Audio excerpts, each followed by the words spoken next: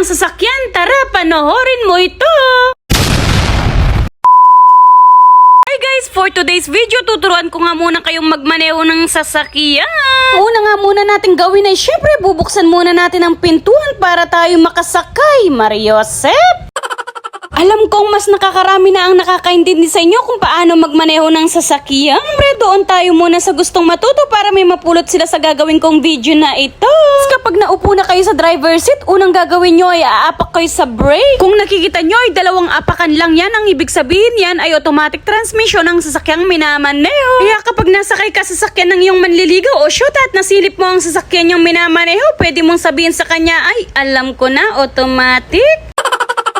Pagkatapos mong apakan ng brake ay ang pangalawang step, ilagay mo ang shifting sa may D, ang ibig sabihin ay drive. Pagkatapos mong nailagay ang shifting sa drive ay pwede mo nang apakan ng gas. Kapag nagawa mo na ito, syempre aandar ka na, kaya ang manobela ang dapat mong hawakan sa pangatlong step. Take note guys ha, na kapag automatic ang sasakyan na minamaneho, kusang aandar basta naka-drive shifting yan. Kahit hindi mo apak-apak ang gas, aandar yan ng dahan-dahan. Kapag automatic ang dinadrive, nakaantabay palagi sa brake. Pag nasa highway na tayo guys, syempre gas lang ang ating aapakan at pagkatapos doble ingat na rin tayo. Sana guys may natutunan kayo kahit kaunti. Mas okay sana magturo kapag sa personal. Kung sino guys ang gustong matutong mag-drive sa personal, mag-comment. Pipili ako ng matuturuan. Pre, yung willing bumiyahe ng malayo ha, yung pupuntahan ako kahit nasa labas ka pa ng himpapawid. Syempre libreng turo lang ito kaya ikaw nang bumiyahe, Mariosep. Guys, papunta na rin pala ako nito sa doktor ko para sa aking follow-up check-up. Samahan nyo na rin ako. Kung nakita nyo ang aking mga nai-upload na vlog, malalaman nyo doon kung bakit nga ba ako pupunta sa doktor ngayon. Guys, dito nga pala ito sa Heart of Jesus Hospital, Doctor's Clinic. Ganun na talaga guys, kapag tumatanda na ang tao, may mararamdaman na sa katawan. At kung akong tatanungin nyo, sobrang napaka-health conscious ko na ha. Pero kapag tinamaan ka rin ng nararamdaman sa katawan, walang pinipili. Lalo na kapag ito ay nakuha mo ito sa pamilyang lahi. Oh guys, baka nag-iisip ka, malala ang sakit ko ha. Baka i-marites muna ako niyan. Serious guys, kailangan kasi talaga natin ng maaga pa lang ay nagpapacheck up na sa doktor para iwas ito sa paglalaing, di ba? Uy, minarites na ako niyan. Pagka-park ko nga ng sasakyan, bumaba ako at naglakad papuntang clinic. Pagkabungad ko nga ay may mga tao na ring naghihintay. Tuloy dumaretso na rin ako para buksan ang pintuan nila. Sabay lumabas na rin ako, Mariosep. Yung galing na ako sa clinic nila bago ko napansin ang text nila sa akin, busy kasi king kakablog, nakbugal. At dahil ayaw kong masayang ang araw ko ngayon, dapat may magawa ako sa sarili ko bago ako makabalik ng store para magbantay. Naisipan ko nga itong mga kuko ko, kailangan na rin nila ng alaga, Mariosep.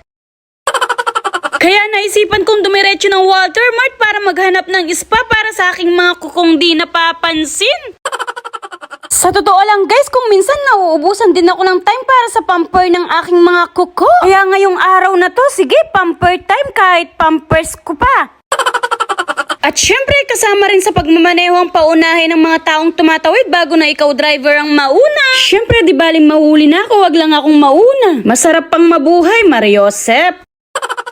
At pagka-park ko na nga ng sasakyan, sabay pumasok na ako ng Walter Mart ng San Jose City, Nueva Ecija. Guys, i-comment nyo kung taga saan kayo at pipili ako ng 2 taong masesendan ng Gcash. Sabay sumakay na rin ako ng eroplano ay este elevator. Paakyat na nga ako ng second floor ng Walter Mart ng San Jose City, Nueva Ecija. Dahil dito located ang nails and lashes. Ay, salamat, makapag-spoil muna ng kuko ko ngayon. Pagpasok ko nga ay oras pala itong tanghalian, kumakain pa ang mga staff ng nails and lashes. Kaya ang sabi kahit maglibot muna daw ako ng mall, bumalik na lang. Ayoko nga. Pero mas pinili kong umupo at hintayin na lang sila. O diba at hindi nagtagal ay nakasalang na rin. At habang ang nakababad ang mga paa ko ay kinukutkot na ni ate ang aking mga kuko sa kamay. O diba hindi sayang ang oras? Mindset ba? Mindset. Pagkatapos ay nilagyan na ng white cream ang aking mga paa. Wow! Instant magic whitening. At pagkatapos ay binalutan pa ng clean wrapping. O saan ka pa? Dito ka na sa nails and lashes. Sa sobrang napaka-gentle ang service nila at ang lamig ng area nila dito, hindi pwedeng hindi makakatulog. Katapos sinabayan pa nila na nakaka-relax na masahe. Talagang may patudtud ka. At nung natapos na yung paa ko, pak! Ang smooth. Sabay itinapos na rin ang aking mga kamay. Wow! Beautiful!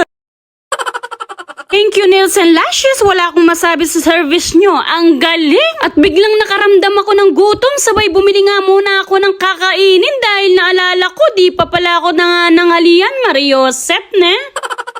Ganun talaga guys, kapag nakafocus ka sa isang bagay na gagawin mo, makakalimutan mo pala na gutom ka na. Merano piyaruguin tao. Mariosep! At heto na guys, ang lucky sharer na masisendan ng Gcash po si Alex Rain Michelle Articulo. Pasend po ng Gcash number nyo. Salamat po sa inyong suporta. Salamat sa panonood. Bye!